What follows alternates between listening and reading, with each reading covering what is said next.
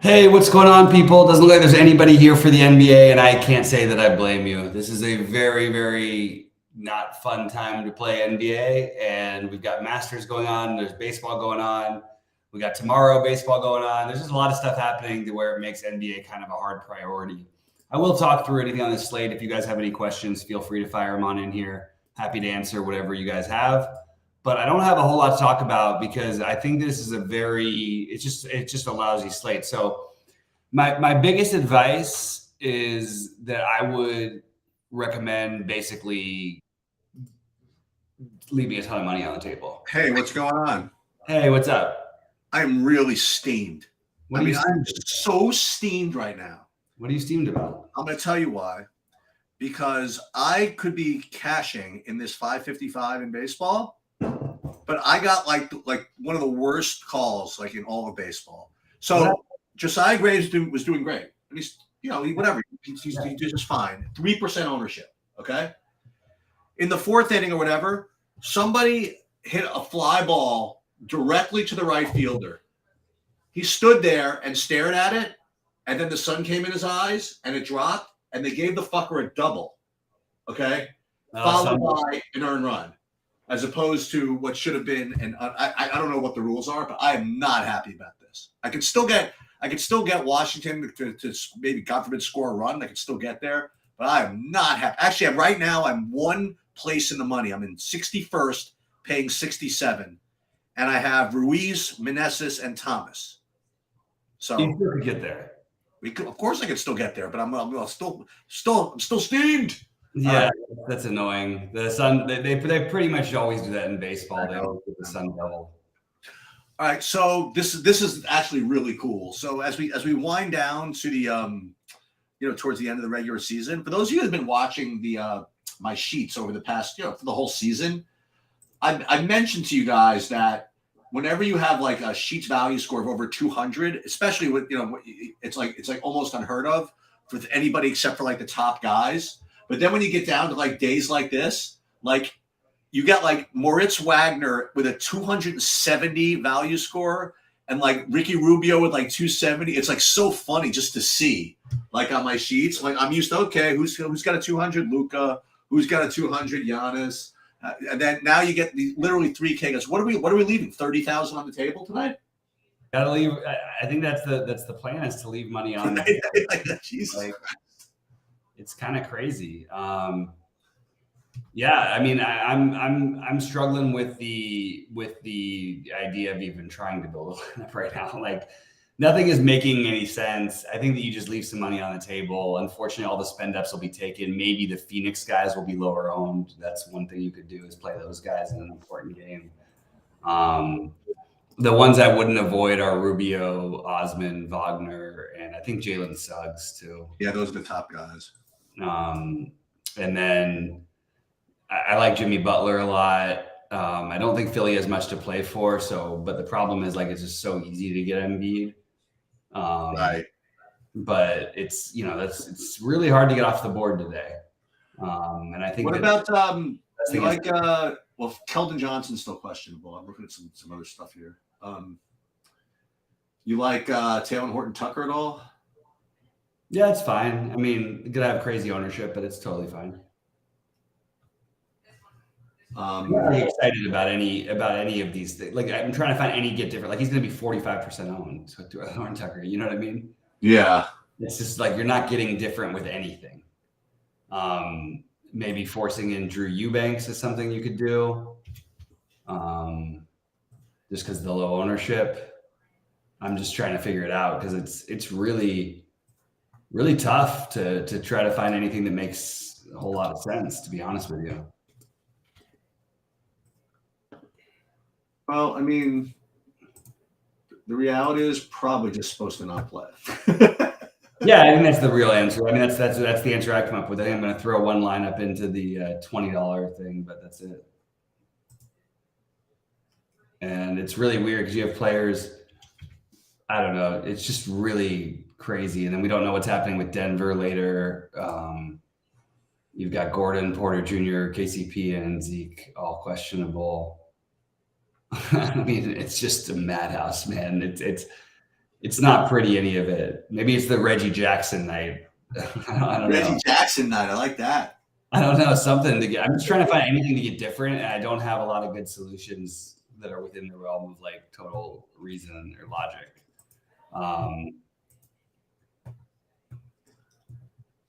Yeah, so I've got like Butler with Bam and Harden on the other side, and Shea as the spend ups. Maybe, I don't know. And Embiid's obviously more. Steam that. I'm steamed at DraftKings because they've been doing so well, like making big prize pools in hockey this season, whatever. And tonight, for some reason, it's a 14-game slate on a day where there's basically no NBA. I mean, there is, but you know what I mean? And they like reduced all the prize pools today. I guess it's because of the Masters. It's the Masters, yeah. I think you're right. But people losing all their money in one day, pretty much. Pretty much, I guess. They're so bad. I mean, it's so gross right now. I did build one shell lineup, which I'm just going to share in our premium thing just because I want to have something up today. But it's really like, yeah, you know what I mean? In what, for basketball? For basketball. Okay.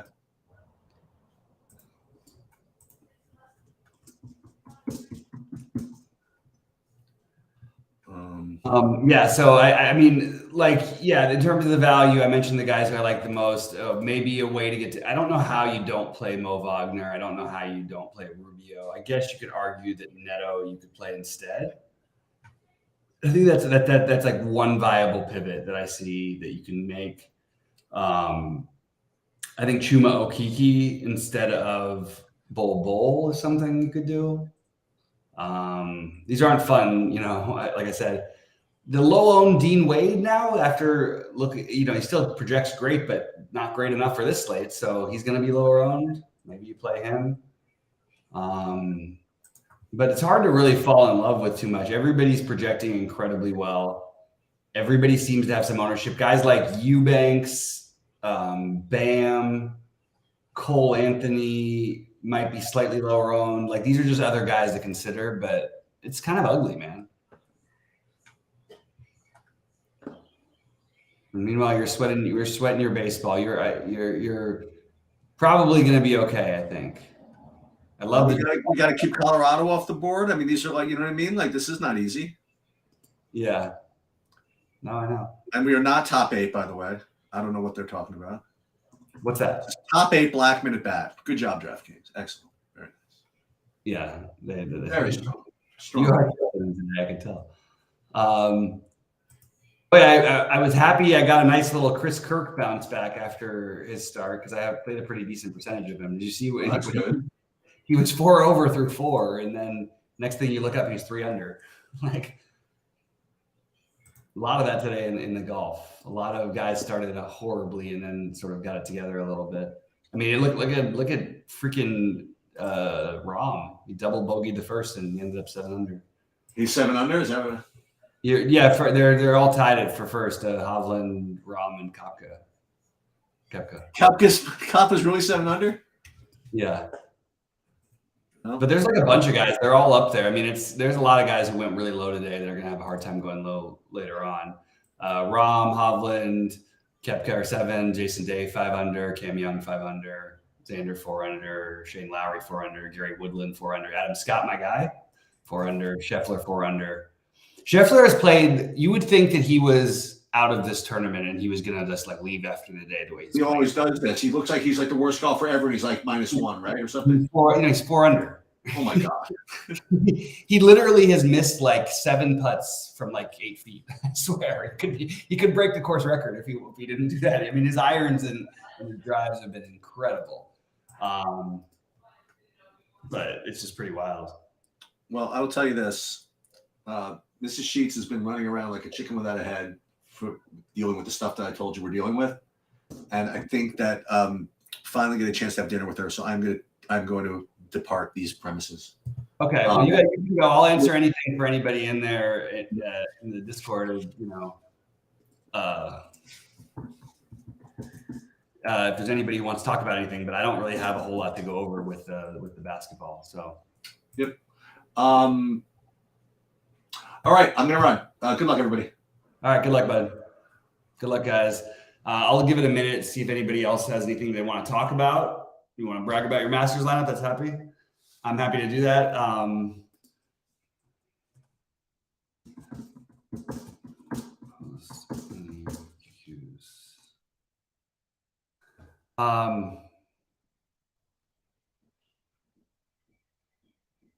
Yeah, so I really, it's just a horrible slate.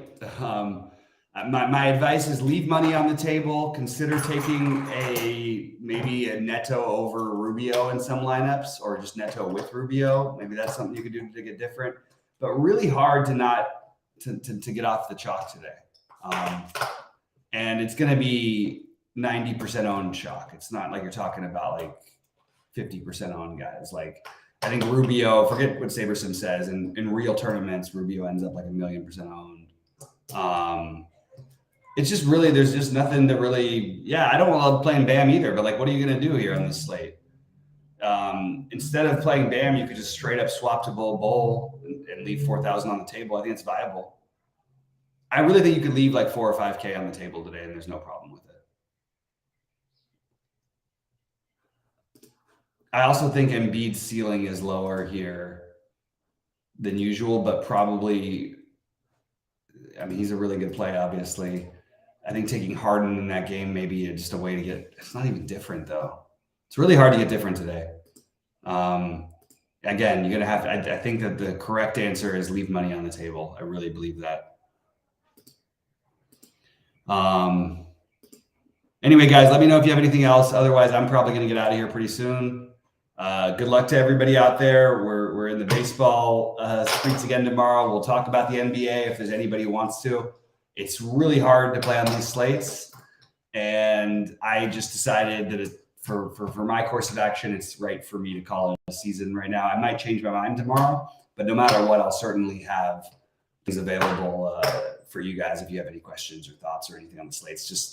Just tricky. Remember, Miami's got a lot to play for. Philadelphia has very little to play for. Basically locking up the 3 seed, which is basically done. So they're really done. That's why I wouldn't be too heavy on them either. Like, I don't know. Very, very tough slate to try to get different. Very, very easy slate to know how to play cash. Anyway, good luck to everybody. I hope you guys crush it tonight, and I will see you guys